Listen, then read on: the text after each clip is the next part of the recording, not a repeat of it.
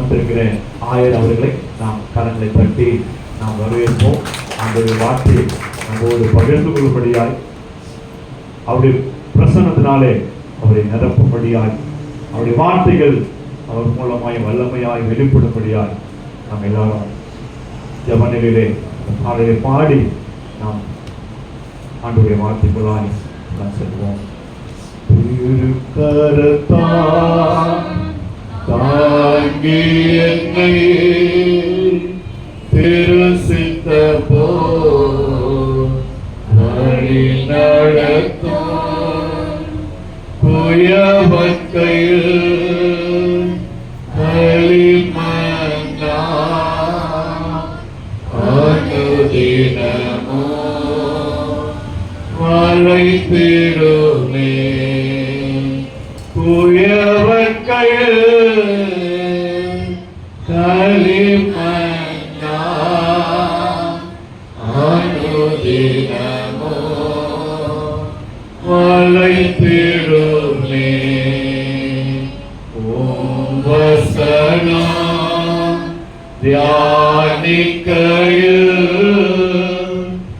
இதயமது ஆறுதலே. ஓம் வசனம் தியானிக்கையில் இதயமது ஆறுதலே. தாளிருளில் நடக்கையிலே தீபமாக வழி நடத்தும்.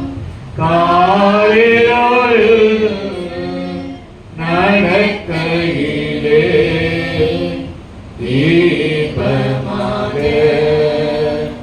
வழி நடத்தும். கண்களை மூடி ஆண்டவருடைய பிரசன்னத்தை உணர்கிறோம்.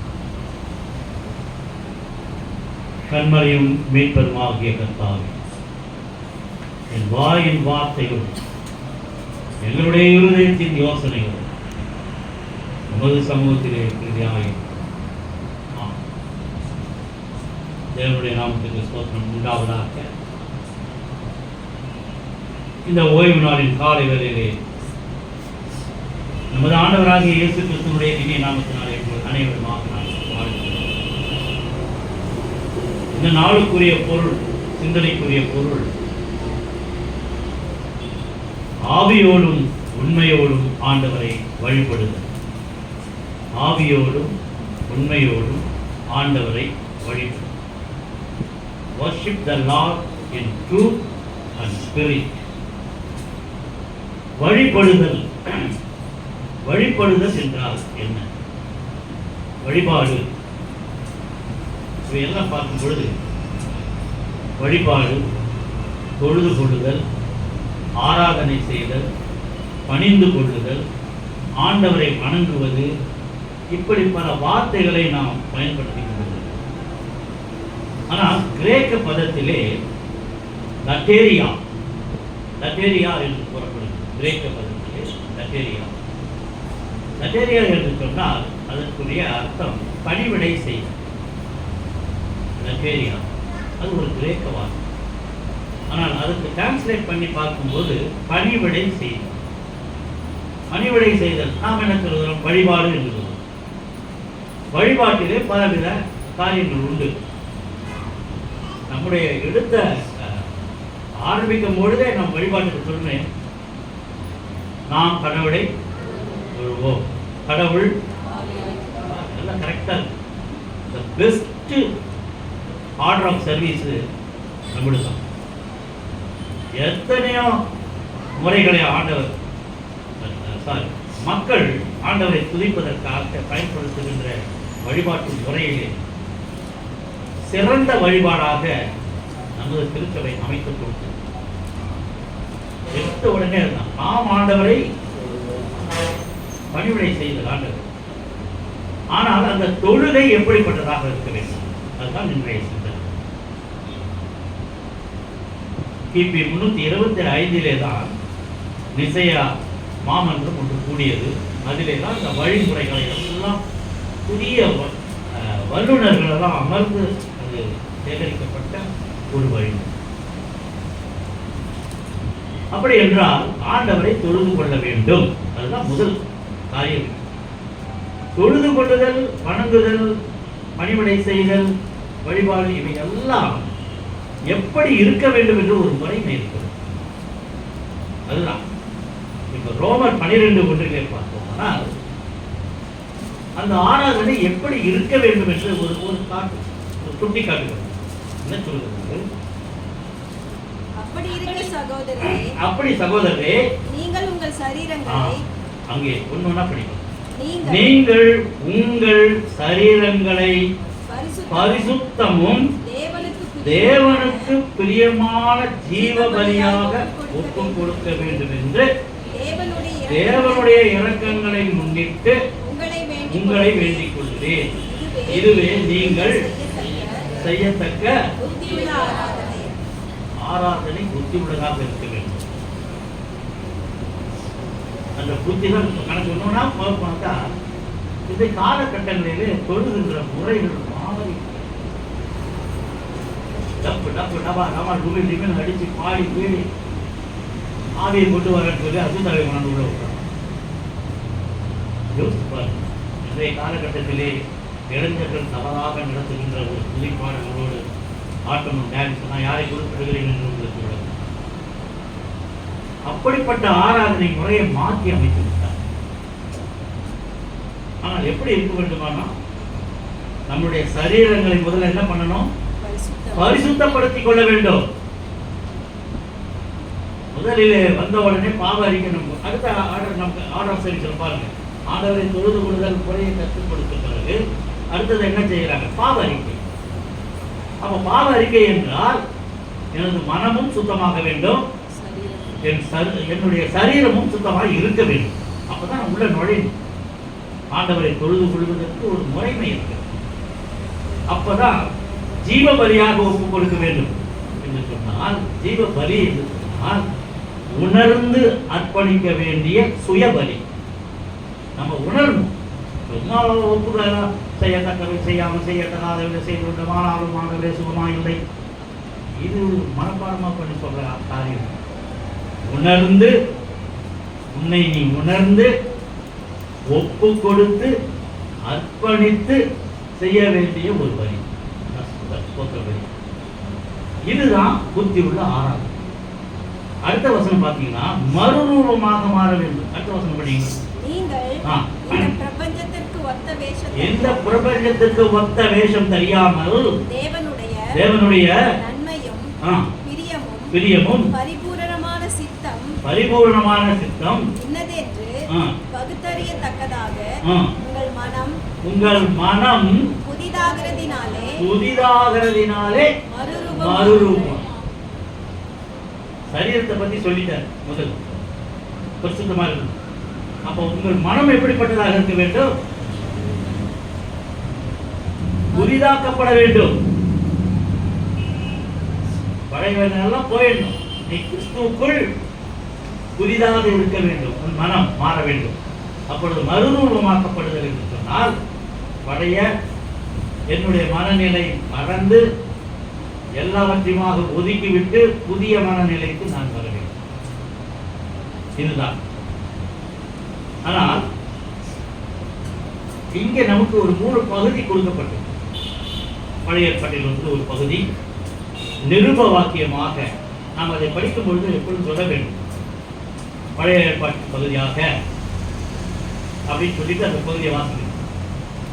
புதிய ஏற்பாட்டை படிக்கும்போது 14 நிருபங்கள் இருக்குது. அப்ப அந்த நிருப வாக்கியமாக தெசலோனிக்கே அப்படி சொல்ல வேண்டும். எப்படி நம்ம அடுத்தது என்ன சொல்றோம்? சுவிசேஷ வாக்கியமாக. சங்கீத புத்தகத்திலிருந்து இந்த சங்கீதங்கள் படிக்க வேண்டும். மாறி மாறி வாசிக்கும். அப்படி சொல்லிட்டு முதல்ல அங்க பழைய ஏற்பாட்டை படிக்கும்போது தேவனே உனக்கு, புதிய ஏற்பாட்டில் படிக்கும்போது கிறிஸ்துவே, அப்புறம் கிறிஸ்துவே உனக்கு ஸ்தோத்திரம் உண்டாகும். ஏன்னா 2 இருக்கு. பழைய ஏற்பாடு தேவனுக்கும் புதிய ஏற்பாடு கிறிஸ்துவுக்குமாக நாம் நன்றி செலுத்துகிறோம். பிரித்து ஒன்று அங்கே படிக்கிறவங்க சொல்லணும். சரி, ஆனால் நமக்கு கொடுக்கப்பட்ட பழைய ஏற்பாட்டு பகுதியிலே வழிபாடு என்றால் என்ன? புதிய ஏற்பாட்டிலே பவுல் என்ன சொல்கிறார்? புதிய ஏற்பாட்டிலே இயேசு என்ன சொல்கிறார்? நீ எப்படி இருக்கிறாய்? இன்றைக்கு 4 சொல்ல. பழைய ஏற்பாட்டினுடைய வழிபாடு ஒன்று, புதிய ஏற்பாட்டிலே பவுல் ஒன்று சொல்கிறார் வழிபாட்டை பற்றி. ஆனால் இயேசுவும் வழிபாட்டை பற்றி ஒன்று. வழிபாடு என்றால் ஒன்றுதான். ஆனால் அவர்கள் ஒரு புதிதாக்குதலினாலே மறுரூபமாக்கப்பட வேண்டும் என்று, மனம் திரும்ப வேண்டும் என்று சொல்கின்ற முறை வேறு. அப்படி என்றால் முதலாவது வாழ்வை நெறிப்படுத்தும் ஒரு வழிபாடு. நம்முடைய வாழ்க்கை முறை, வாழ்வியல், நாம் இறையியல் என்று சொல்கிறோம். இந்த இறையியல் வாழ்வியல் மூலமாக வருகிறது. இறையியலின் படிதான் வாழ்வியல் அமைந்தது. பெரிய வசனமெல்லாம் சொல்ற மாதிரி நினைக்காது. வாழ்வு நெறிமுறை அவ்வளவுதான். அதுதான் நான் சொல்ற விதம். இறையியல், வாழ்வியல் அப்படிலாம் சொல்றதெல்லாம் ஆண்டவர் கற்றுக்கொண்டிருக்கிற முறை ஒரு நெறிமுறையாக. அதுக்குதான் நம்ம ஏசாயா 1 - 6 வரை படிச்சோம். அதுல ஆண்டவர் எப்படி இருக்கிறாரா, எங்க உட்கார்ந்து இருக்கிறாரா? வசனம் எங்க இருக்குது? 6ஆம் அதிகாரம். உசியா ராஜா மரணம் அடைந்த வருஷத்தில் ஆண்டவர் உயரமும் உன்னதமுமான சிங்காசனத்தின் மேல் வீற்றிருக்க கண்டேன். சொல்றது யாரு? ஏசாயா சொல்றான். அவனுடைய வழிபாட்டு முறையை முதல்ல நான் சொல்றேன், விளக்குறேன். எனக்கு மூணு முறையை நான் விளக்கணும் இந்த 1/2 மணி நேரத்தில். அப்போ ஏசாயா காண்கின்ற ஒரு காட்சி அங்கு நமக்கு காட்டப்படுது. என்ன காண்கிறான் ஏசாயா? உயரத்திலே உன்னதமான இடத்திலிருந்து அது சிங்காசனத்தின் மேல ஆண்டவர் வீற்றிருக்கிறார்.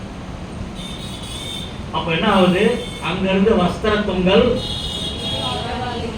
அந்த வஸ்திர தொங்கல் அப்படியே இந்த தேவாலயத்தை மகிமையாலே நிறைந்திருக்கிறது. அவரே சொல்றாருல்ல, வானம் என்னது சிங்காசனம், பூமி என்னது அவ்வளவுதான், அவ்வளவு உன்னதத்தில்.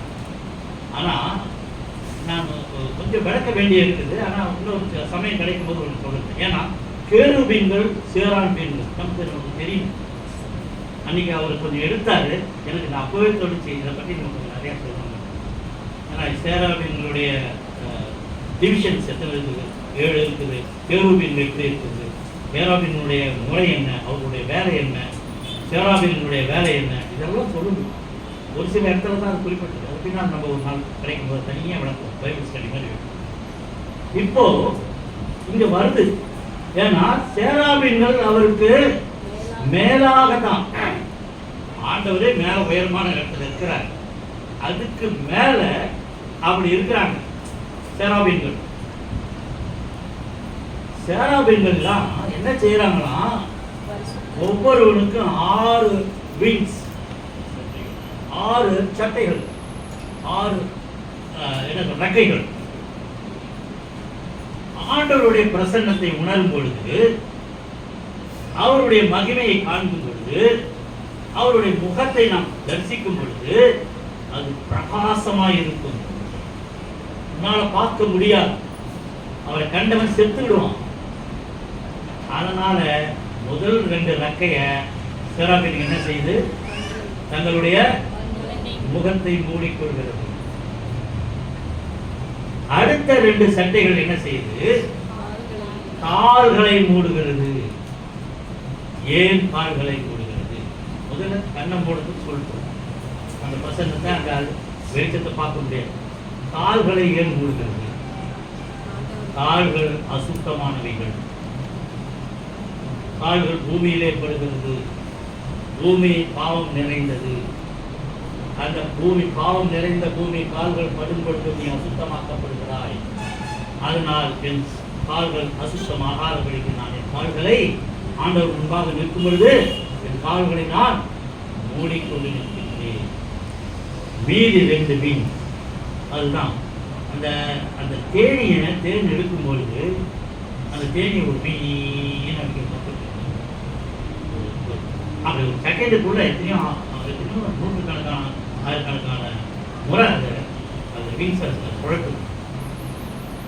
அப்போ இதுக்கு மேல அந்த ரெக்கையோட அவங்க நிக்கிறாங்கன்னா எத்தனை முறை அப்படி அடிச்சுக்கிட்டே இருக்கணும் அந்த 2 மீன்ஸ். கற்பனை பண்ணி பார்த்தோம். அவருக்கு ஒரு பெரிய கூட்டம் இருக்குது, சேனைகளின் கூட்டம் இருக்குது, சேனையின் பரிசுத்த கூட்டம். அவ எல்லாம் என்ன செஞ்சுட்டு இருக்குது? ஆண்டவரை துதித்துக் கொண்டு இருக்கிறது. என்னன்னு சொல்லி துதிக்குது? சேனைகளின் கர்த்தர் பரிசுத்தர், பரிசுத்தர், பரிசுத்தர். இதுதான் அவங்க வேலை. அவங்க தொழுது கொள்கின்ற வேலை என்ன? பரிசுத்தர் என்று சொல்லிக் கொண்டு இருக்க வேண்டும். ஏனென்றால் அந்த இடம் பரிசுத்த இடம், அவர் பரிசுத்தர், இவர்களும் பரிசுத்தமாக இருக்கிறார்கள், நாமும் பரிசுத்தமாக இருக்க வேண்டும். அப்போ பரிசுத்தமாக இருப்பது ஆண்டவரை தரிசிக்க முடியும் இல்லையா? அப்போ இங்க என்ன சொல்றாரு? சேனைகளின் கர்த்தர் பரிசுத்தர் என்று சொன்ன போது கூப்பிடுகிறவர்களின் சத்தத்தால் வாசல்களின் நிலைகள் அசைந்து ஆலயம் புகையினால் நிறைந்திருக்கிறது. அப்போ பாருங்க, அப்படியே பனிமுட்ட மாதிரி அந்த ஆலயம் இருக்கும் பொழுது இந்த காட்சியை பார்க்கின்ற ஏசையா, ஐயோ நான் அதமானேன், சரண்டர். நீங்க 5ஆம் அதிகாரத்தை நீங்க படிப்பீர்களானால் அதிலே 5 காலங்களிலே ஐயோ ஐயோ ஐயோ என்று மற்றவர்களுக்காக என்று சொல்லி கொண்டிருப்பார். 5ஆம் அதிகாரத்தை பார்த்தீங்கன்னா 9ஆம் வசனம், 11ஆம் வசனம், 11வது வசனம், அப்புறம் 19வது வசனம், 23ஆம் வசனம், இதெல்லாம் பின்னால் படிச்சு பார்த்துக்கோங்க. இப்போ நேரம் இல்லை. இந்த வசனம்லாம் சாராயத்தை குடிக்கிறவனுக்கு ஐயோ, அவன் குடிக்கிறவனுக்கு ஐயோ, பரிதாபம் லஞ்சம் வாங்குறவனுக்கு ஐயோ, எல்லாம் போட்டுருக்காங்க.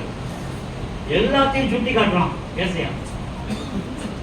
அப்பேற்பட்ட ஏசையா மற்றவர்களுக்கு ஐயோ சொல்லுகின்ற ஏசையா தனக்குத்தானே ஐயோ சொல்லுகிறான். எப்பொழுது?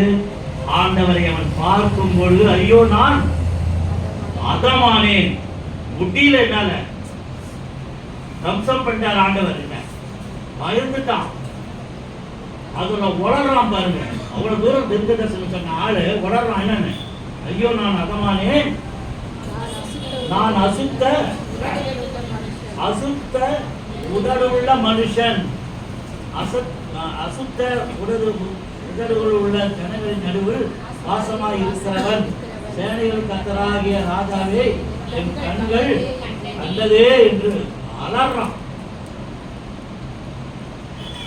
யோசிப்பாங்க. இந்த ஆண்டவரை பார்க்கும் பொழுது சந்தோஷம் வருமா, பயம் வருமா?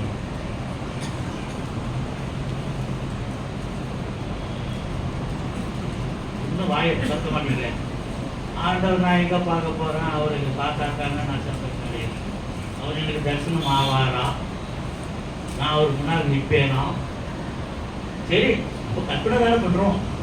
வந்து நின்றார், பார்த்துட்டேன், பயப்படுவியா சந்தோஷப்படுவியா? பயந்து சந்தோஷப்படுவேன். நான் சந்தோஷத்தோடு பயம் சொல்றேன். பய பக்தி, பயமா பக்தியா? பயபக்திங்க, எனக்கு ரொம்ப பயபக்தியா. பயமா பக்தியா? எல்லாம் எதுலையுமே மாட்டிக்கூடாது. பயபக்தியோட பிள்ளைங்களை வளர்க்குறீங்க. நீ பயபக்தியா பிள்ளைங்களை பயபக்தியா வளர்க்குறீங்க. நிறைய கேள்விகள் கேட்டால் வேண்டாம். கர்த்தருக்கு முன்பாக இருக்கும் பொழுது ஒரு பயம் வேண்டும். அது பக்தியோடு போகும்பொழுது ஒரு பயம் வேண்டும். அந்த பயம் வேறு. பாவம் செய்யும் போது ஒரு பயம் வரும். மற்றவர்கள் பெரியவர்கள் முன்பாக நிற்கும் பொழுது ஒரு பயம் வரும். அது எல்லாம் மரியாதை. அந்த பயம் எல்லாம் ஒரு மரியாதை. பயபக்தினா மரியாதையுடன் கூடிய பக்தி சொல்லலாமா? அப்படி சொன்னா ஒத்துக்கலாமா? அப்போ ஐயோ நான் அதமானேன், அசுத்தமுள்ள ஆமா உதடுகளை என்கிட்ட இருக்குது. நான் அசுத்தமான உதடு உள்ள மனுஷங்க மத்தியில தான் நானும் இருக்கிறேன். உடனே ஆண்டவர் என்ன சொல்லியிருப்பாரு? அப்படி சொல்லியிருப்பாரு. நமக்குன்னு சொல்றதுனால ஆண்டவர் ஏன்டா நீ இதுக்கெல்லாம் போய் அப்போ அவர் சொல்றாரு, நான் உன் முன்னால நிக்கணும்னா என்ன செய்யணும்? நான் பரிசுத்தமாகும் இல்லையா? அப்போ நான் உன் முன்னால நிக்கணும்னா என் அக்கிரமம் நீங்கும். நான் உன் முன்னால நிக்கணும்னா என் பாவம் வந்து நிவர்த்தி ஆகும். ரைட்டா? நான் அசுத்தம் உள்ள, என் உதடுகளும் அசுத்தம் உள்ள, அசுத்த உதடு உள்ளவர்கள் மத்தியில் நான் அசுத்தம் உள்ள உதடுனா மென்மையானது உதடு. இந்த வார்த்தைகளை சொல்லும் போது இந்த வாய் தான் சொல்லுது, அதுதான் அசுத்தம். உள்ளே போறது எதுவும் தீட்டாகாது. அசுத்த முடியுங்க வெளியே தான் நமக்கு தீட்டு ஆகும். அப்படின்னா என்ன? வாங்கிருக்கிறது பேசுகின்ற வார்த்தைகள் நெருப்பு மாதிரி கத்துறான்பா. அப்ப நெருப்பியா கத்துறான். அவ்வளவு மோசமான வார்த்தைகளை நாம் பிரயோகிக்கிறோம். அதுதான் அசுத்தம் உள்ள உதடு. அப்படி என்றால் நான் முதலாவதாக நான் உன்னை என்ன செய்ய வேண்டும்? உன் அக்கிரமத்தை நான் நீக்க வேண்டும், உன் பாவத்தை நான் நிவர்த்தியாக வேண்டும். அதற்காக அவர் என்ன செய்கிறார்? ஒருத்தன் எழுதுறான், அங்க இருக்கிறோம் ஒருத்தன் வந்து என்ன பிளை பண்ணி வரான். அப்படியே வந்து அடுத்த வரும்பார். அப்பொழுது சேராபீன்களில் ஒருவன் பலிபீடத்திலிருந்து தன் கையிலே பிடித்த குறட்டால் ஒரு நெருப்பு தழலை எடுத்து என்னிடத்தில் பறந்து வந்து அதனால் வாயை தொட்டு இதோ அவன் வாயை தொடரான். அப்புறம் இதோ இது உன் உதடுகளை தொட்டதினால் உன் அக்கிரமம் நீங்கிற்று. அப்புறம் உன் பாவம் தீர்ந்து போச்சா? அப்போ நெருப்பு மாதிரி நீ கத்துனா அதே நெருப்பை கொண்டு, ஆண்டவருடைய நெருப்பை கொண்டு அவர் என்ன பண்றாரு? அந்த அசுத்தத்தை நீக்கி விடுகிறார். அப்போ யோசிச்சு பாரு, பாவம் கழுவப்படுது, அந்த நெருப்பு தான் பரிசுத்த ஆராதனை அப்படி. அப்போ பரிசுத்தமா நம்மளை மாத்துறதுக்காக தன்னிடத்தில் இருக்கின்ற பரிசுத்தத்தை நெருப்பின் அபிஷேகத்தால் சுட்டெரிக்கிறார், பாவங்களை சுட்டெரிக்கிறார். உதடு அக்கிரமத்தை நீக்கிவிடுகிறது, பாவம் நிவர்த்தியாகும். இதுதான் இன்றைக்கு நான் பாவியாக இருக்கிறேனா, பாவம் உள்ள உதடு உள்ளவளாக இருக்கிறேனா, என் பாவம் நீங்க வேண்டும் என்று நீங்கள் விரும்புகிறீர்களா, என் அக்கறம் என்னை விட்டு போக வேண்டும் என்று விரும்புகிறவர்களுக்கு இன்று ஒரு தருணம். என்ன சொல்லணும்? ஐயோ நான் அதமானே. கன்ஃபெஷன். அவன் எல்லாத்துக்கும் ஐயோ ஐயோ சொல்லிட்டு வந்தவன், தீர்க்கதரிசி சொன்னவன், பெரிய தீர்க்கதரிசி. 4 தீர்க்கதரிசி பெரிய ஆளுங்க. யார் யாரு? ஏசாயா, எரேமியா, எசேக்கியேல், தானியேல். மொத்தம் 17 இல்லையா? புத்தகம் 17 ப்ராஃபிட்ஸ். ப்ராஃபிட்ஸ்னா தீர்க்கதரிசன புத்தகம். அதுல 4 பெரிய, மீதெல்லாம் மல்லிகை அமைக்க சுட்டி குட்டியாக சொல்றாங்க. எல்லாம் தீர்க்கதரிசியும் நமக்கு மரியாதை உண்டு. ஆமோஸ் சொல்லாதுதான், மாம்சமான யோவேல் சொல்லாதுதான். வரும் பின்னால் வரும். ஏன்னா நம்ம ஆவியை பற்றி தான் பேசிட்டு இருக்கோம். அப்போ இன்னமும் நான் அசுத்தமுள்ள உதடு உள்ளவனாக இருக்கிறேன், மனுஷன் நான் என்று சொல்லாது இருப்பாயாக. எவ்வளவு நாளைக்கு அதே சொல்லிட்டு இருப்பேன்? நான் பூச்சி, நான் புழு, நான் நீதிமன்றம், நான் பாவி சொல்லாத. இப்ப அதான் சொல்லணும். எப்ப நீ விசுவாசத்தினால ஆண்டவரை தொட்டுட்டியோ நீ பரிசுத்தமாகப்பட்டாய். எப்பொழுது அந்த தழல், நெருப்பு தழல் உன் உதடை தொட்டதோ நீ என்ன பண்ண? பரிசுத்தமாக. அந்த உணர்வு வேண்டும். அதுதான் உணர்வுள்ள அர்ப்பணிக்கப்பட்ட ஜீவாதார பலி, சுய பலி நம்ம சொல்றோம் இல்ல, அதுதான் அந்த பலியை தான் நம்ம ஒவ்வொரு நாளும் ஞாயிற்றுக்கிழமை பாவ நிவர்த்தி பலி எடுக்கிறோம், அது சொல்றோம். இவை எல்லாம் பழைய ஏற்பாட்டிலே கிடைக்கக்கூடிய ஏசையா மூலமாக கிடைக்கக்கூடிய வழிபாட்டு நெறிமுறை. முதலிலே பரிசுத்தமாக்கப்பட வேண்டும். அடுத்தது என் உதடுகள் அக்கிரமம் நீங்கி சுத்திகரிக்கப்பட வேண்டும், என் பாவம் நிவர்த்தியாக்கப்பட வேண்டும். இதுதான் சேராபின். சேராபின்ல எல்லாம் என்ன பண்றாங்க? ஆராதனை செய்கிறார்கள். சேராபின்கள் என்ன செய்கிறார்கள்? துதித்துக் கொண்டிருக்கிறார்கள். சேராபின்கள் என்ன செய்து கொண்டிருக்கிறார்கள்? தொழுது கொண்டிருக்கிறார்கள். என்னவென்று? சேனைகளின் கர்த்தர் பரிசுத்தர் பரிசுத்தர் பரிசுத்தர் என்று. இந்த மாதிரியான பாடல்களை பாடிக்கொண்டு துதிக்க வேண்டும். இன்றைக்கு காதிலே அந்த சத்தம் கேட்கிறதா என்று பாருங்கள். அடுத்தது இவன் என்ன சொல்றான்? இவன் சத்தம் கேட்டுச்சு. ஆண்டவர் என்ன சொல்லுகிறார்? அடுத்தது அவர் சத்தம் கேட்கு என்ன சொல்றாரு? யாரை நான் அனுப்புவேன்? யார் நமது காரியமாய் போவான் என்ற சத்தம் தான். பரிசுத்தப்படுத்திட்டாரு. அடுத்தது நீ என்ன சொல்கிற? சும்மா இருக்கிறியா? வாய் வச்சு சும்மா இருக்கிறியான்னு பாக்குற, டெஸ்ட் பண்ற. அடுத்தது அவருடைய ரிக்வஸ்ட வைக்கிறார். ஆர்டர் கூட போடல. ஆர்டர் போறதா இருந்தா என்ன போட்டுப்பாரு? போ, நீ போன்னு சொல்லியிருப்பாரு. பரிதவிக்கிறார். யாரை நான் அனுப்புவேன்? நமது அந்த வார்த்தை பாரு. யார் நமக்கு நமது காரியமாய் போவார்? அப்படி ஒரு பொதுவாக கேள்வி கேட்டோம்னா, இன்னைக்கு யார் எங்க போய் அந்த ஆஃபீஸை ஹெச்எம் ரூம்ல இருந்து எடுத்துன்னு வர முடியும்? யார் போறீங்க? சார் யார் போறீங்கன்னு கேட்டாவே அது ரிக்வஸ்டா ஆர்டரா? பசங்களுடைய மனநிலையை தெரிஞ்சுக்கணும். அப்ப எவன் முந்தி வரான்? லீடர்ஷிப் குவாலிட்டி யார்கிட்ட இருக்குது பார்க்கணும் இல்லையா? சிபிஎல் வருவான், ஒன்று அப்போ எடுத்துக்கணும், புக் எடுத்துமா, அப்போ ஓடும். அப்போ யார் போறதுன்ற கேள்வி கேட்க உடனே அடுத்தது இவன் என்ன சொல்றான்? நான் போறேன் சார். அந்த வார்த்தை உன்னிடத்தில் வருவதற்காக ஆண்டவர் அந்த கேள்வியை கேட்கிறார். சரியா? யாரை நான் அனுப்புவேன்னு சொன்னா நான் போறேன். அங்க ஒரு வார்த்தை போடுறாரு, யார் நமது. நமதுன்னு ஏன் காரியமாயும் சொல்லியிருக்கிறாங்க. ஏன் நமதுன்னு சொன்னார்? நமது என்றால் அங்க திருநித்தி இருக்கு. திருநித்தினா திருத்துவம், பிதா குமாரன் மூன்றும் அதுல அடங்கி இருக்குது. எங்களுக்காக யார் போவாங்க? ஆயத்தப்படும் மகளே, ஆயத்தப்படும் மகளே, யாரை நான் அனுப்புவேன் என்ற சத்தம் உன் காதில் விழும்பொழுது நீ சொல்ல வேண்டிய வார்த்தை நான் போறேன், நான் செய்ய. ஆண்டவரை துதிக்க வேண்டும், ஆராதனை செய்ய வேண்டும், தொழுது கொள்ள வேண்டும், அவரை சேனையில் கர்த்தர் பரிசுத்தர் பரிசுத்தர் என்று பாடிக்கொண்டு இருக்க வேண்டும் என்று ஏசாயா வழிபாட்டு முறையை நெறிமுறையை நமக்கு கற்றுக் கொடுக்கிறார்.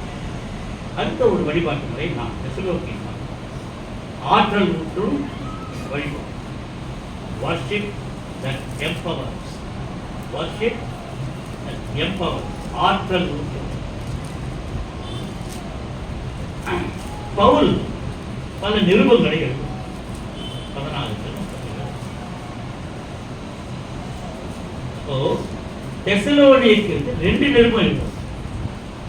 நமக்கு இங்க கொடுக்கப்பட்டது 2 தெசலோனிக்கேயர் 2ஆம் அதிகாரம் 13 17 வரை வாசிக்க கேட்கும் இல்லையா? அந்த தெசலோனிக்கேயர்ல ஒரு காரியத்தை நான் பார்க்கிறேன். 2ஆம் அதிகாரம் ஒரு மடமடம் சொல்லியது. திருப்பணிக்கான திருத்தம் 1 எழுதிக்கணும். திருப்பணிக்கான திருத்தம். 2வது கிறிஸ்தவ வாழ்வு. 3வது தவறான போதனைக்கான எச்சரிக்கை.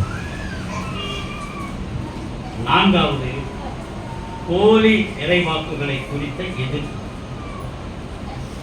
இன்னும் பல காரியங்கள் சொல்றேன். இப்போ 13ஆம் வசனத்துல கொஞ்சம் சொல்ற படிங்க பார்ப்போம். நீங்கள்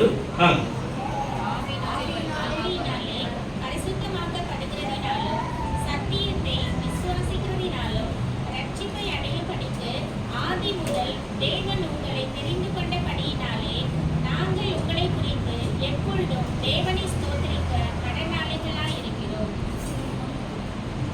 13 கர்த்தருக்கு பிரியமான சகோதரர்களே, நீங்கள் ஆவினாலே பரிசுத்தமாக்கப்பட வேண்டும். என்ன அர்த்தம்? நீங்கள் ஆவினாலே பரிசுத்தமாக்கப்பட வேண்டும். அடுத்தது, சத்தியத்தை விசுவாசிக்க வேண்டும்.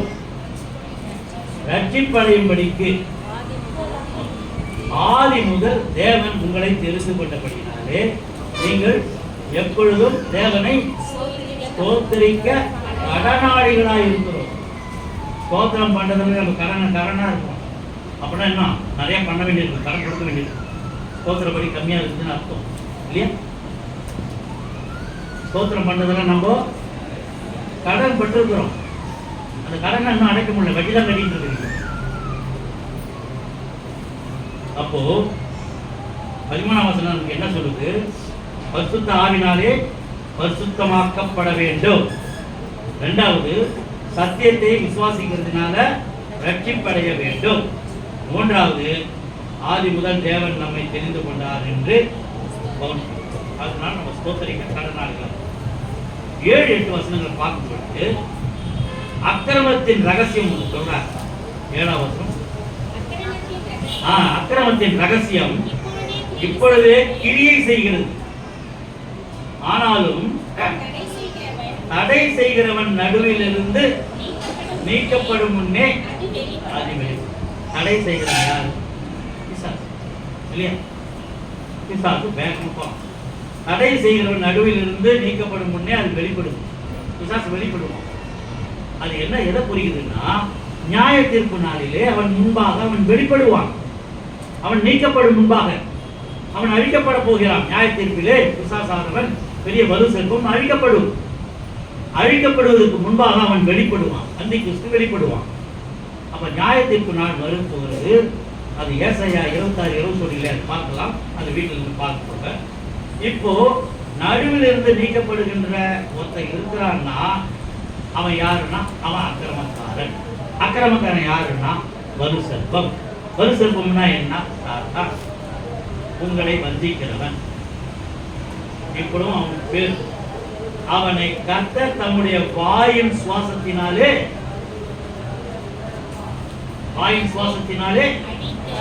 அழித்து நம்முடைய வருகையின் பிரசன்னத்தினாலே நாசம் பண்ணுமா. அப்படின்னா வருகைன்னா 2ஆம் வருகையை பற்றி கூறுகிறார். 2ஆம் வருகை, நியாய தீர்ப்பு எல்லாமே இதில் அடங்கியிருக்கு இந்த வசனத்துல. புரிந்து கொள்ள வேண்டும். அப்ப நியாய தீர்ப்பு வரும் முன்பே அவன் நீக்கப்பட வேண்டும், அவன் அழிக்கப்பட வேண்டும். அவனுடைய சுவாசத்தினாலே அவன் அழிந்து போவான். ஆயுள் சுவாசத்தினாலே, அந்த அக்னி சுவாசத்தினாலே நாசம் பண்ணப்படுவான். இதுதான் அவர் கூறுகிறார். அப்போ ரெண்டாவது ஒன்று பார்க்கிறோம், தவறான போதனைக்கான ஒரு எச்சரிக்கை. திருச்சபைகளிலே தவறான போதனை, கள்ள தீர்த்தம், ஜாக்கிரதையா இருக்கணும். எல்லாம் இருக்குதுன்னு போய் எல்லா இடத்துலையும் போய் உட்கார்ந்தாதீங்க. எங்கே சத்தியம் இருக்கிறதோ அங்குதான் உங்களுக்கு விடுதலை கிடைக்கும்.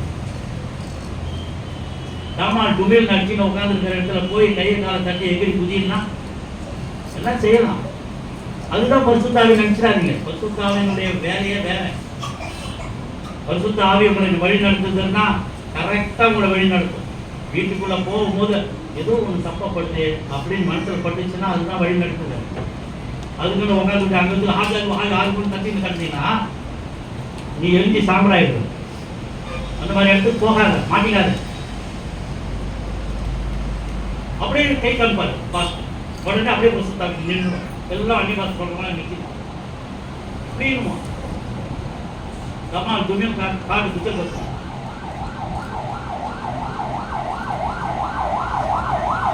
பாஷைகளை தாறுமாறாக்கினார். எப்போ? ஒருத்தன் புரிஞ்சிக்காத மாதிரி பண்ணி விட்டார். அதுக்கப்புறம் கட்டணமே கட்ட முடியும். நீங்க நல்ல சில காரியங்களை குறித்து நான் பேச வேணாம்னு பார்க்கணும்.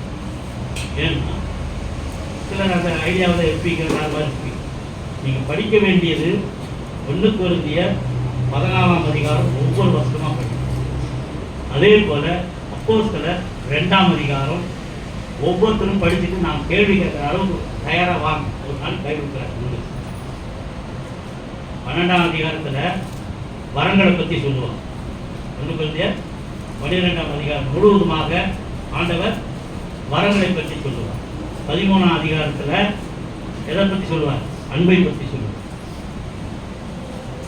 1 கொரிந்தியர் 13னாவே எல்லாத்துக்கும் என்ன ஞாபகம்? அன்பு தான் ஞாபகம். ஆனா அதுவே அதோட தெரியும். 14ஆம் அதிகாரத்துக்கு போகும். அங்கதான் என்ன சொல்றாரு? டங்ஸ், பாஷைகளை பற்றி சொல்றார் முழுசும்படி. அதே போல அடுத்தது அப்போஸ்தலர் 2ஆம் அதிகாரம் பெந்தெகோஸ்தே நாளிலே பரிசுத்த ஆவியானவர் இறங்குறார். நான் போவேனாகில் உங்களுக்கு தேற்றவாளன் தேற்றவாளன், உன்னை தேற்றுகின்றவன், உன் பாஷைகளை மாற்றுகிறவன் அல்லவன், உனக்கு பாஷைகளை கொடுக்கிறவன் அல்லவன். அவன் யார்? உன்னை தேற்றுகிறவன். ஏன்னா இப்பதான் இதெல்லாம் வந்துச்சு சில சபைகள். அந்த சபைகள்ல இப்படி பேசினா தான் நீ சபைக்கு எலிஜிபிலிட்டி. சிஎஸ்ஐக்கு ஆவி இல்லைன்னுமா? சிஎஸ்ஐக்கு போய் அங்க ஆவியே இல்லைப்பா, தவறு. ஏன் உங்களுக்கு ஆவி இல்லையா? பரிசுத்த ஆவி உங்களை வழி நடத்தவில்லையா? பரிசுத்த ஆவினாலே நீ சாப்பிடவில்லையா? உனக்கு ஜீவாதார பலி யார் கொடுத்தது? உனக்காக ரத்தத்தை சிந்தியவர் யார்? உன்னுடைய காரியங்கள் எல்லாவற்றையும் செய்து கொண்டிருப்பவர் யார்? உன்னுடைய வாழ்க்கை மாற்றத்தை மாற்றியவர் யார்? உன் வாழ்வாதாரத்தை கொடுத்தவர் யார்? பரிசுத்த ஆவியானவர். போய் நின்றுட்டு ஒரு நேரம் போய் நிக்கிற ஒரு அதிகாரி முன்னால சின்ன ஜெபம் தான் பண்ணுவார். சாமி என்னத்துக்கு கூப்பிட்டான்னு தெரியல, என்ன திட்ட போறானா இல்லையா சாமி, நம்ம வாய் அனுப்பு சாமி, தவாறு அனுப்பிடுறாரு. அப்ப ஏன் பரிசுத்த ஆவி நடத்த மாட்டேங்கிறாரு? அங்க நின்றுட்டு போய் அஞ்சு பசங்க கத்துக்கிறார். போய் பைத்தியக்காரி. புரியுதா? இப்ப எல்லாம் எங்க வளர்க்குறேன்னு தெரியுதா? சில காரியங்களை பற்றி நான் சொல்ல முடியாது. ஏன்னா சிலர் இருப்பீங்க, அவையெல்லாம் வழி நடத்துது.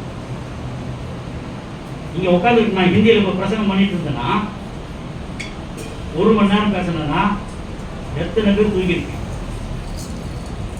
இப்போ தமிழில் பேசினாலே சிலருக்கு வழங்க மாட்டேன். எல்லாம் தமிழ் தெரிஞ்சவங்க.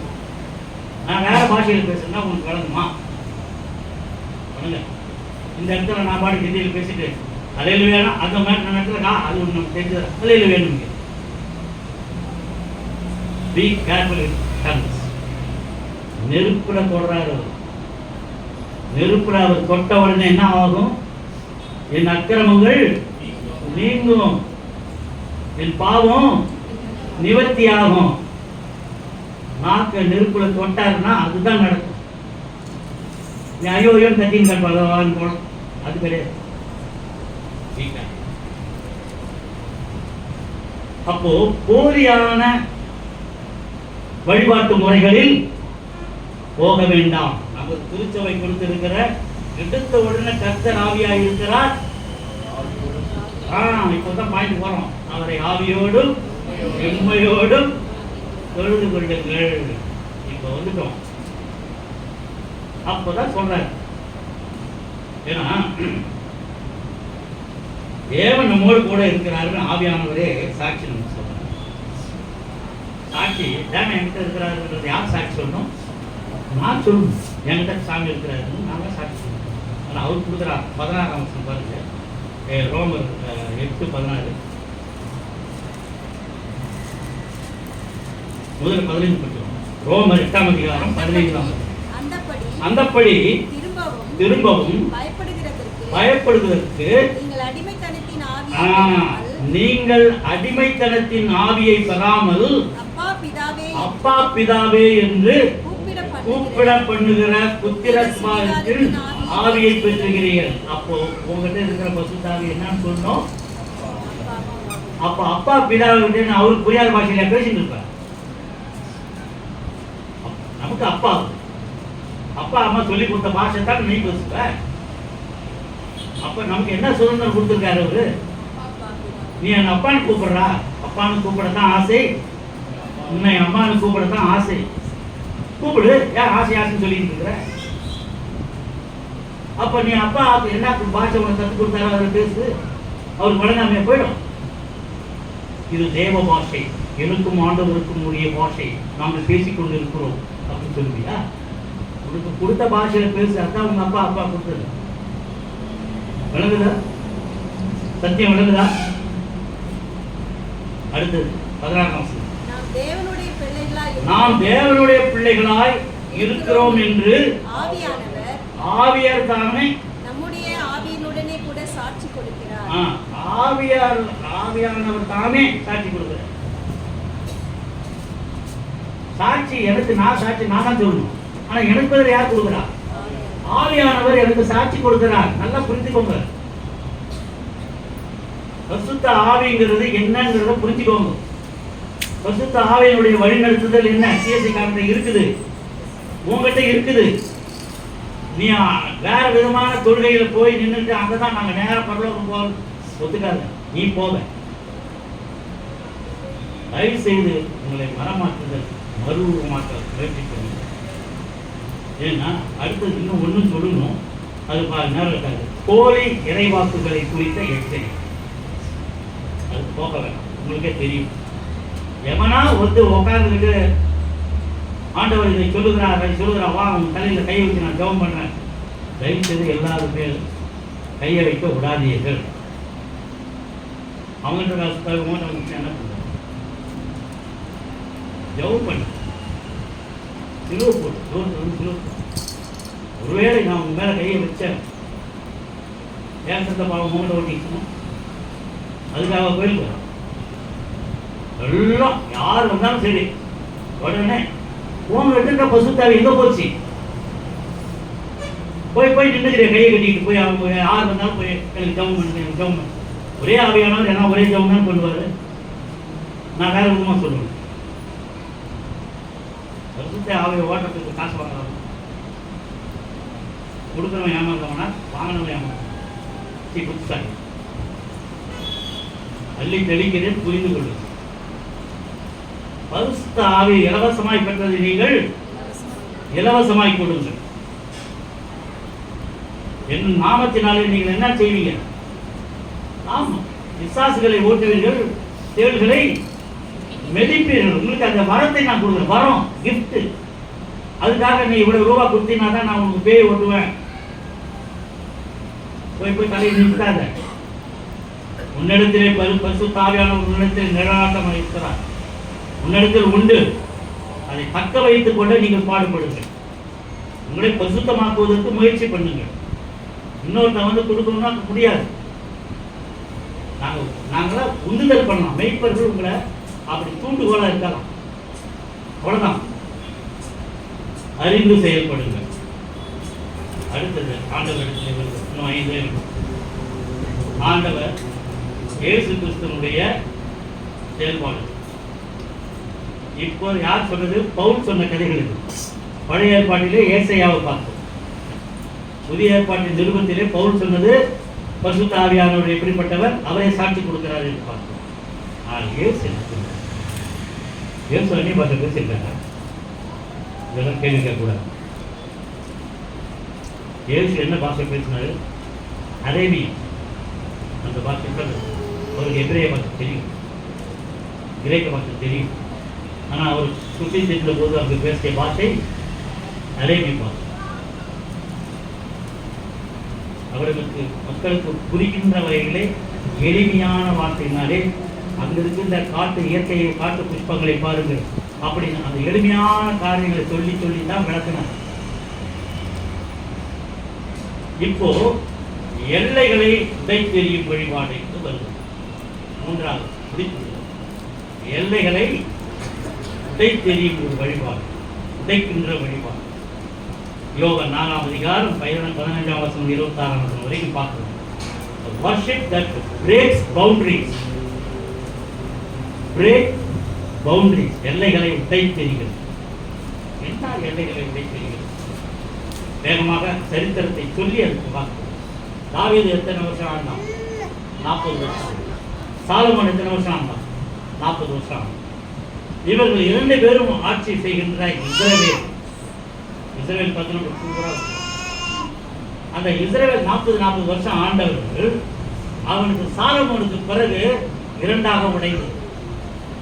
இஸ்ரவேல் இரண்டாக உடைந்தது. மேல் பகுதி இஸ்ரவேல் என்றும் கீழ்ப்பகுதி யூதாயா நாடு. இஸ்ரவேலுக்கு சமாரியா தலைநகர், யூதேயாவுக்கு தலைநகர் எருசலேம். வேகமா போறேன், அப்படியே பார்த்தோம். அவருக்கு சாலமோனுக்கு பிறகு அந்நிய ஸ்திரீகளை அவன் மணந்ததால் அது உடைக்கப்படுகிறது. அப்போ மேலே இஸ்ரவேலர்கள் சமாரியாவை தலைநகராக கொண்டார்கள். அங்கு ஒரு மலை இருக்கிறது, சமாரியா கெரிசி என்ற ஒரு மலை. அதிலே போய் தேவனை தொழுது கொள்வார்கள். இது சமாரியர்களுடைய வழிபாட்டு முறை. இது நான் சொல்லுகிறது இயேசுவின் காலம் ஒரு முறை. அடுத்தது எருசலேமை தலைநகராக கொண்டு அந்த மலையிலே ஜெபித்துக் கொண்டிருக்கிறார். இப்போ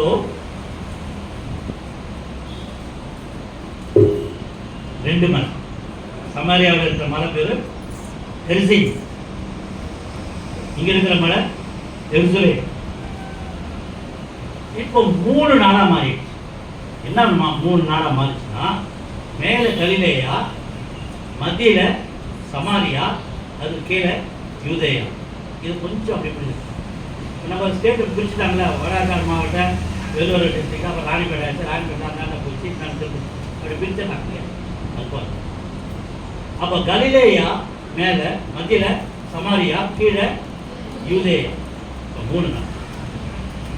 யூதர்கள் யூதேயாவில் இருக்கிறார், சமாரியாவில் சமாரியாவில் இருக்கிறார், கலிலேயாவில் இருக்கிறது கலிலேயா. இப்போ அப்படியே யூதர்களே 3 பிரிவாங்க. அந்த வசனம்லாம் படிச்சிங்க, அந்த சமாச்சாரத்தை பார்த்தோம் இல்லையா? சமாரிய பெண்ணை சந்திக்கணும். இவங்க என்ன பண்ணுவாங்க, யூதர்கள் வந்து கலிலேயாவுக்கு போக வேண்டும் என்று சொன்னால் சமாரியா வழியாகத்தான் போக வேண்டும். போக மாட்டாங்க. அந்த நாளை சபிக்கப்பட்டதாக அவர்கள் கருதுகிறார்கள். 4ஆம் தரத்து மக்களாக பார்ப்பார்கள். எனவே அந்த வழியா போகாம சமாரியாவை சுத்திட்டு போய் கலிலேயாவுக்கு போவாங்க. யோர்தான் நதியை காமிட்டாங்க. கலிலேயா வர்றவங்க சமாரியா வழியா வரமாட்டாங்க. அவன் எப்படி வரும்? அப்படி யோர்தானை கடந்து இப்படி வந்து, இதுதான் இவங்க வாழ்க்கை முறை. எல்லைகளை உடைத்தெறிகிறார் ஆண்டவர். 2 கதை கொடுக்கிறார். 2லையுமே ஒரு கதை இருக்கும். குட் சமாரியன். சமாரியாவை மக்களை, சமாரியா மக்களை ஒதுக்கி வைத்திருக்கிறார். இவர் சமாரியா நல்ல சமாரியன் கதையை சொல்லுகிறார். ஏன்னா யூதர்கள் அப்படி, நான் வந்து சொல்ல மாட்டேன், ஆச்சாரம், நான் இது போக மாட்டேன், தீட்டாயம் அப்படி இப்படின்னு ஒதுக்கி போடுவாங்க. இதே எனக்கு சமாரியன். சமாரியை மட்டும்தான் எடுத்து கட்ட போட்டு எல்லாம் போட்டு அவனுக்கு சமாளிச்சு, அவனுக்கு தான் அந்த குணம். அதே போல இவர் சமாரியாவுக்குள்ளா போகிறார். அங்கே யாக்கோபு முற்பிதாக்களில் ஒருத்தர், அவர் வெட்டிய கிணறு ஒன்று இருக்கும். அதில் தான் அந்த காலத்தில் எல்லாருக்கும் தண்ணி கொடுக்கும். அந்த தண்ணி கிட்ட, அந்த கிணறு கிட்ட போய் எல்லாம் தண்ணிக்கு உள்ள வருவாங்க. அங்கே போய் நிற்கிறார்.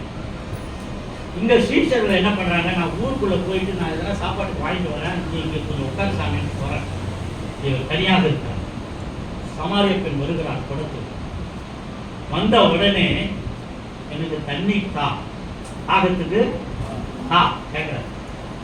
பயப்படுறான்.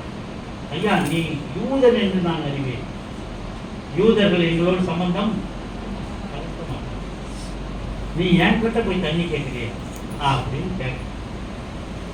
நீ கொடுக்க நீ கொடுக்க தண்ணி தாகம் உண்டாகும், நான் கொடுக்க போகிற தண்ணி உனக்கு. இதெல்லாம் அவருடைய அந்த பாஷை பேசும்போது அவர் எதை சொல்றாரு ஸ்பிரிச்சுவலா பார்க்கணும். இவர் சொல்ற விதம் அவளுக்கு புரியல, அவர் சொல்ற விதம் இவருக்கு புரியுது. அவளுக்கு ஒன்றும் புரியல, இல்லை எனக்கு ஒன்றும் வணங்கல. அப்போ போய் ஒரு புருஷனை கூட்டிட்டு வா, வேணும்னு தான் சொல்றேன். முக்காலம் அறிந்தவராச்சு. அவன் முடிக்கும் போது தெரியும், உனக்கு 5 புருஷன் இருக்கிறான்னு தெரியும், இப்போ இருக்கிறவனும் புருஷன் இருக்கிறான்னு தெரியும். அப்படியே சரண்டரான். இதே இன்சிடென்ட் முன்னால ஒன்று நடந்துச்சு. நாத்தான்வேல் அவன் வரான், பிலிப் கூட்டிட்டு வரான். அப்போ கூட்டிட்டு வரும்போது கேட்கறான், நீ அத்திமரத்து இருக்கல இருக்கும்போது நான் உடனே அவன் சரண்டரான். ஏன்? அவனுடைய கதையை சொன்னவனா அப்படியே அப்ரூவ் ஆகிட்டான்.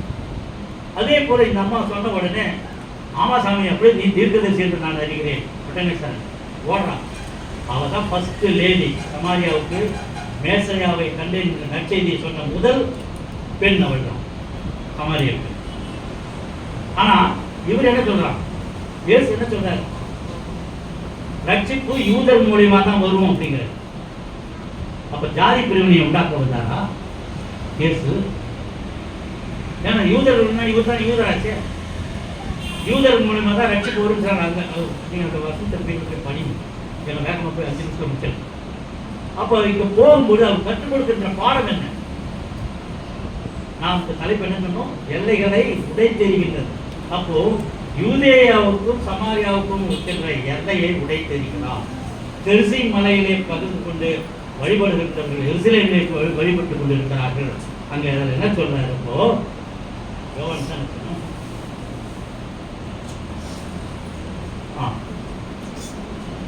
20ஆம் வசனம் பாருங்க. 4ஆம் எங்கள் பிதாக்கள் இந்த மலையிலே தொழுது கொண்டு வந்தார்கள். எந்த மலையிலே? தெருசி மலையிலே தொழுது கொண்டு வந்தார்கள்.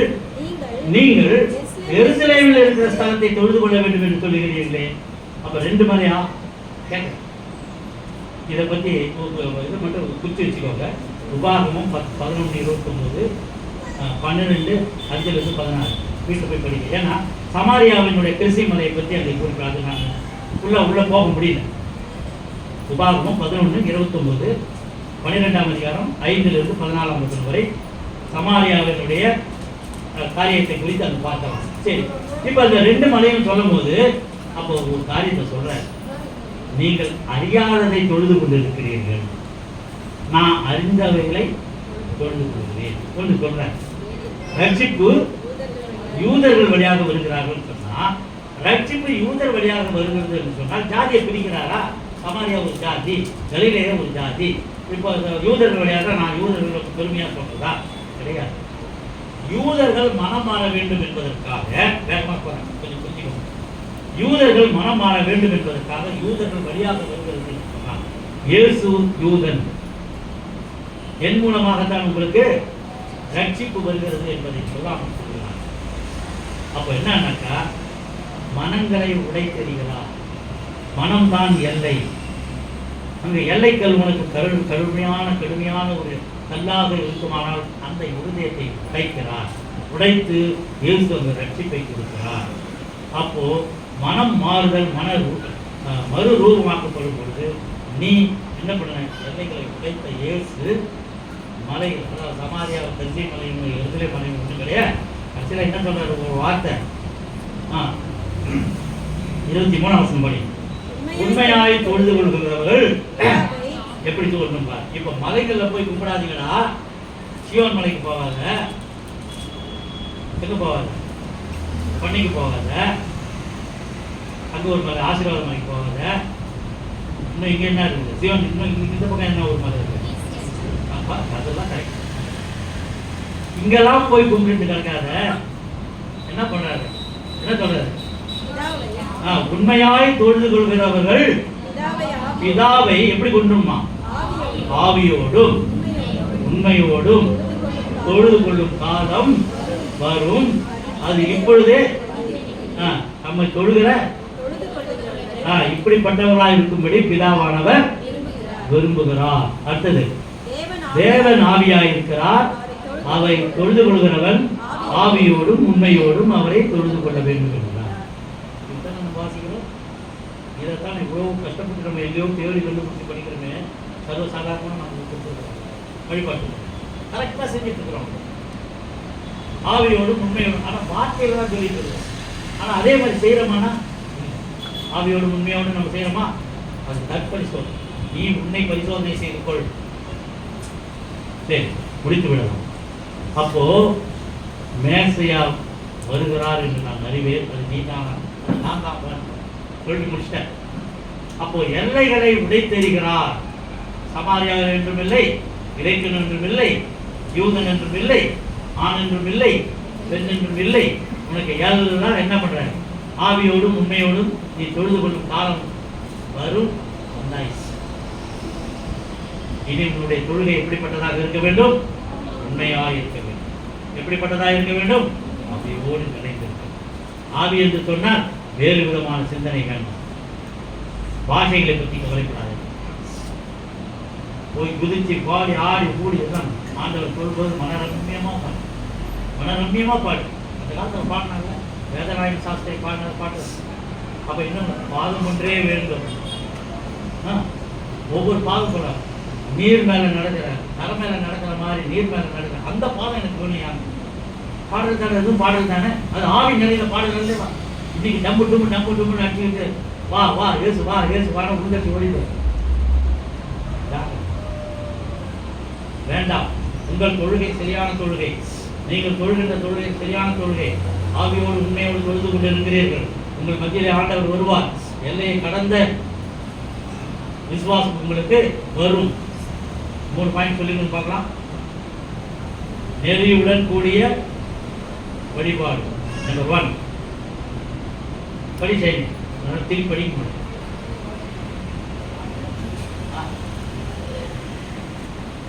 நம்பர் 1 பாயிண்ட் என்ன சொல்லு? சாப்பிட்டதான் சொல்ல முடியுமா? நீங்களும் உங்களுக்கு காம இல்லையா?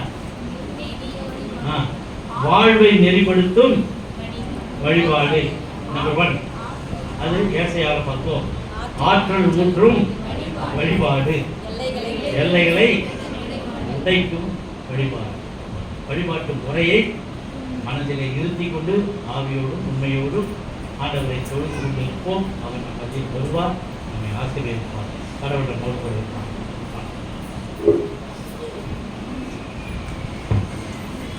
ஆண்டவருடைய வார்த்தை கேட்டினால் அனைவரும் எழுந்திருப்போம்.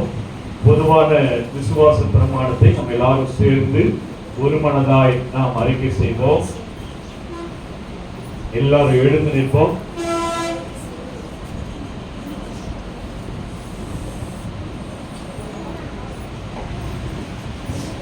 வானத்தையும் பூமியையும் படைத்த சர்வ வல்லமுள்ள பிதாவாகிய தேவனை விசுவாசிக்கிறேன். அவருடைய ஒரே குமாரனான நாதர் இயேசு விசுவாசிக்கிறேன். பரிசுத்த ஆவினாலே பொதுப்பிலாத்தின் காலத்தில் பாடுபட்டு சிலுவையில் அறையுண்டு மரித்து அடக்கம் பண்ணப்பட்டு பாதாளத்தில் இறங்கினார். 3ஆம் நாள் மரித்தோர் பிதாவாகிய தேவனுடைய வலுவாக அவ்விடத்திலிருந்து உயிருள்ளோரையும் மரித்தோரையும் நியாயம் பெற்க வருவார். பரிசுத்த ஆவியை விசுவாசிக்கிறேன். பொதுவாக சபையும் பரிசுத்தவான்களுடைய ஐக்கியமும் பாவம் மன்னிப்பும் சரீர உயிர்த்தெழுதலும் நித்திய ஜீவனும் கொண்டென்று விசுவாசிக்கிறேன். ஆமென். ஆண்டவருடைய வார்த்தையை கேட்ட நாம் நம்மையும் நம் காணிக்கையும் அர்ப்பணிப்போம். கீர்த்தனை புத்தகத்திலே 385வது பாடல், உன்னதமானவரின் உயர் மலையில் இருக்கின்றவர் என்ற பாடலை பாடும்போது நம்மையும் நம் காணிக்கையும் அர்ப்பணிப்போம். அருமையான சம்பந்தங்கள் அவர்கள் முன்பாக வந்து காணிக்கை எடுப்பார்கள். உன்னதமானவரில் உயர் மலையில் இருக்கிறவர் சர்வ வல்லவரே நிழல் கட்டவான் இது பரமசிலாகியமே.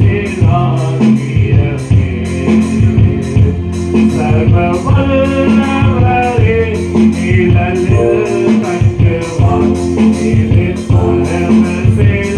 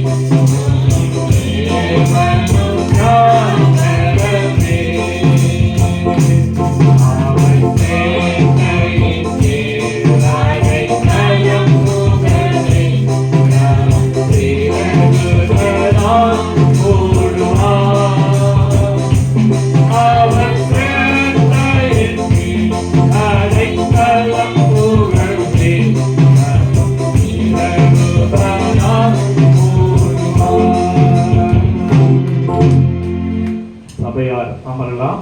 சபைக்கான அறிவிப்பு. நம்முடைய திருச்சபையில் நடந்த திருமணத்தை ஆண்டவர் அங்கீகரித்து இந்த திருமணத்தை இந்திய நாட்டின் சட்டத்திட்டத்தின்படி பதிவு செய்து அதற்கான சர்டிபிகேட்டை ஆண்டவர் நேற்று தினத்தில் கொடுத்திருக்கின்றார். எனவே மகன் நிரஞ்சன் ஜெல்வின் எப்சிபா அவர்களுக்கு இந்த கவர்மெண்ட் மூலியமாக பதிவு செய்யப்பட்ட இந்த சர்டிபிகேட்டை என்னுடைய லைசன்ஸ் மூலமாக இதை நான் வாங்கியிருக்கிறேன். எனவே ஆண்டவர் ஒவ்வொரு திருமணத்தையும் ஆண்ட இந்த நாட்டினுடைய சட்ட திட்டங்கள்படி பதிவு செய்து இது கொடுத்துருக்கிறோம். எனவே இந்த சர்டிபிகேட்டை ஒருவேளை நிரஞ்சனும் ஜெல்லில் இல்லைன்னு நினைக்கிறேன். அவருடைய ஜெல்லினுடைய அப்பா அவர்கள் முன்பாக வந்து இதை பெற்றுக்கொள்ளும்படி நான் அன்போடு கேட்டுக்கொள்கிறேன். 2 ஒரிஜினல் சர்டிபிகேட் மற்றும் எங்கள் திருமணத்தில் பதிவு செய்யப்பட்ட அந்த தகவல்.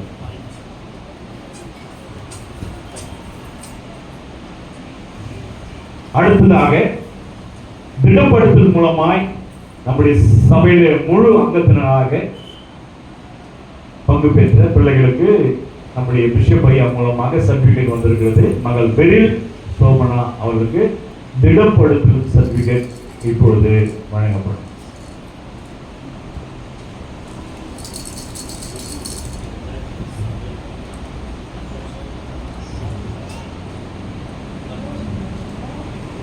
அடுத்தது இம்மானுவேல் அவளுக்கும் இமாஞ்சலினுக்கும் சர்டிபிகேட் வந்திருக்கிறது. அந்த பக்கம்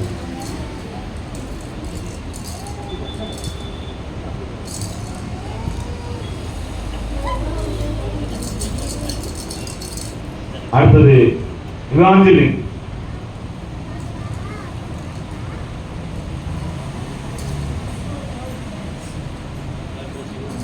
அடுத்தது அருண் ஆண்டனி அவர் சகோதரர் பிரசாத் ஒன்றுதான் வாங்கிக்கலாம் வாங்க.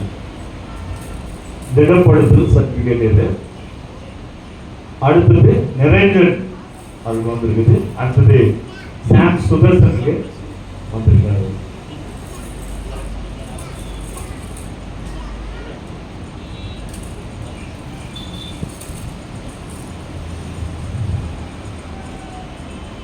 இப்பொழுது நாம் காணிக்கைக்காக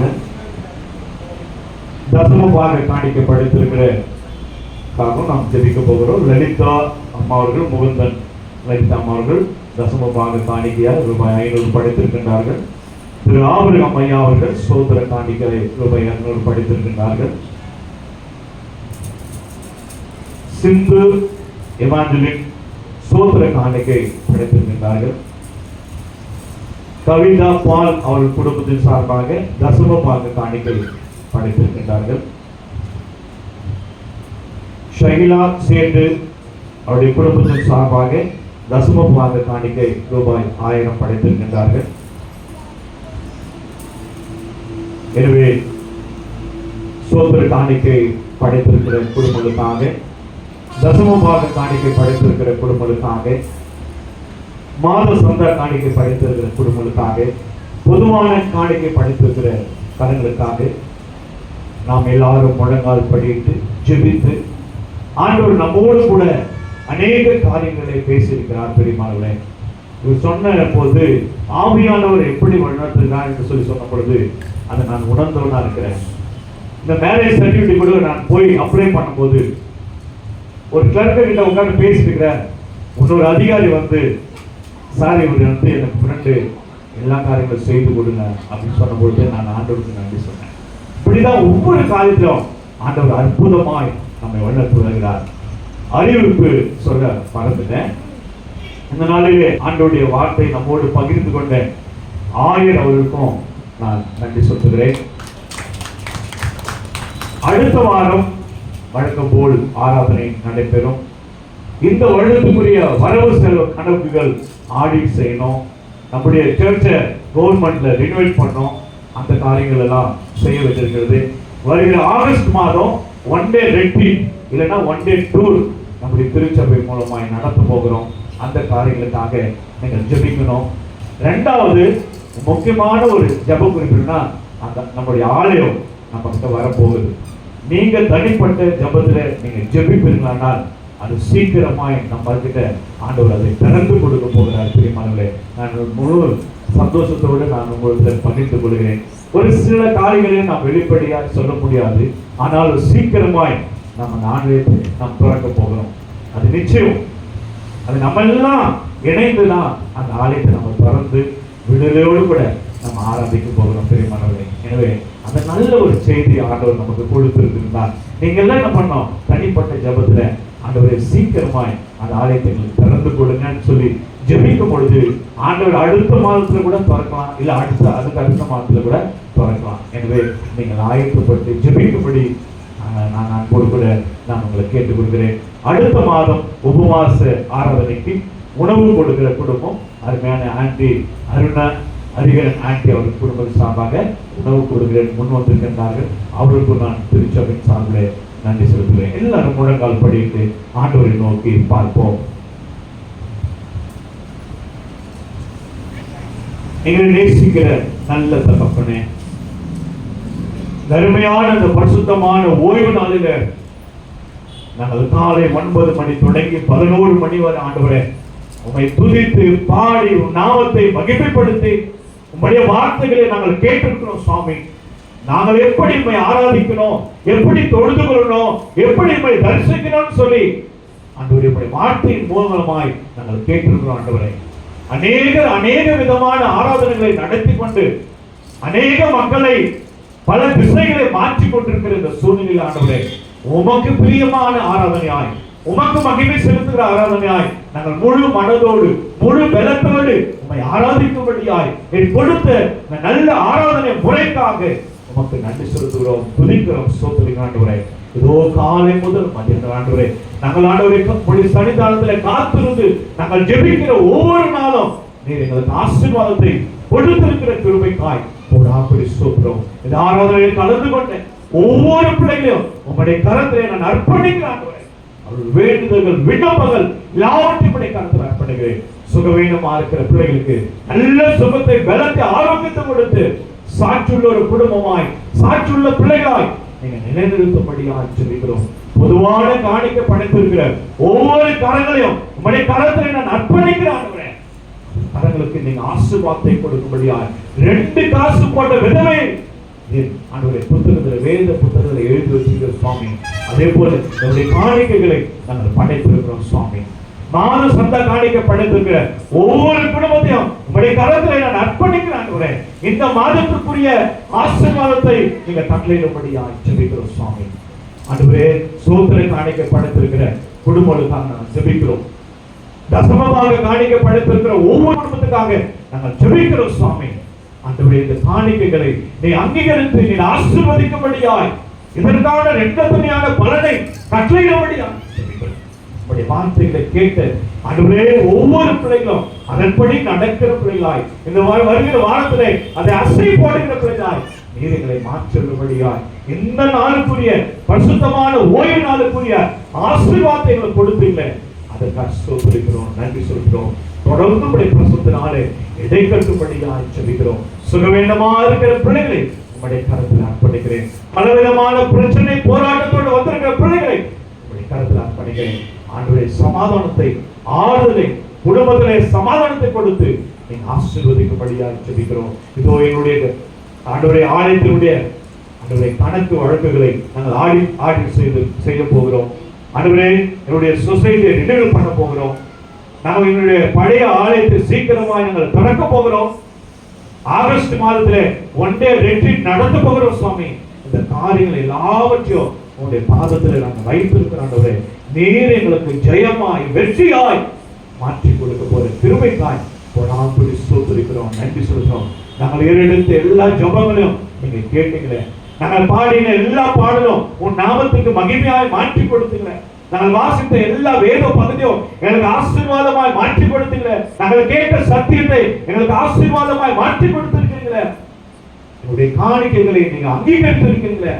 அதற்காக ஸ்தோத்திரிக்கிறோம், நன்றி சொல்றோம். ஆண்டவரே, இந்த நாளுக்குரிய ஆசீர்வாதத்தை எங்களுக்கு கொடுத்திருக்கிறீங்களே, அதற்காக ஸ்தோத்திரிக்கிறோம். தடைப்பட்ட மக்கள் அடுத்த வாரத்தில் வந்து கலந்து கொண்டு தெய்வீக ஆசீர்வாதத்தை பெற்றுக் கொள்ளும்படியா ஒவ்வொரு வாரமும் ஒவ்வொரு ஆராதனையிலும் தவறாமல் கலந்து கொண்டு தெய்வீக ஆசீர்வாதத்தை பெற்றுக் கொள்ளும்படியா நீங்க திரும்ப பாராட்டும்படியா சொல்லிக்கிறோம். சுவாமி, நீதியான வருகிற வாரம் பொழுதும் உங்களுடைய பிரசன்னம் எங்களோடு, என்னுடைய குடும்பத்தின் பிள்ளையோடு, என்னுடைய ஆயரோடு இருந்து பாதுகாத்துக் கொள்ளும்படியாக சொல்லிக்கிறோம். எல்லா துதி கன மகிமை உமக்கு செலுத்துகிறோம். இயேசு ஜெபம் கேளும் நல்ல பிதாவே, ஆமென். நாம் எல்லாரும் எழுந்து நின்று ஸ்தோத்திர ஜெபத்தை எல்லாரும் சேர்த்து சொல்லுவோம்.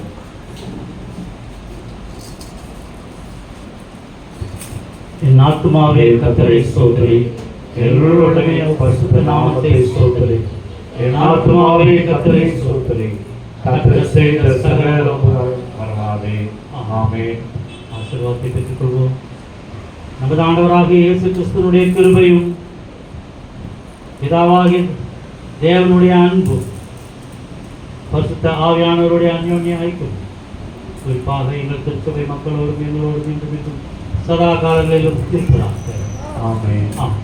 தேவ ஆசீர்வாதத்தோடே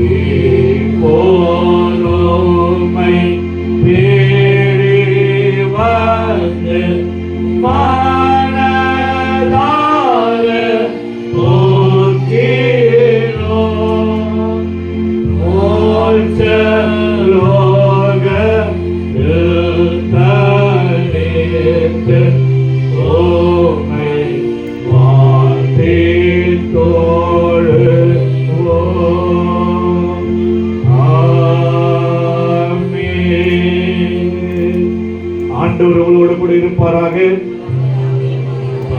சமாதானத்தோடு போய் வாருங்கள். ஆமென். அல்லேலூயா, அல்லேலூயா, அல்லேலூயா. எல்லாருக்கும் சொல்றோம். டீ அண்ட் பிஸ்கெட் இருக்கு.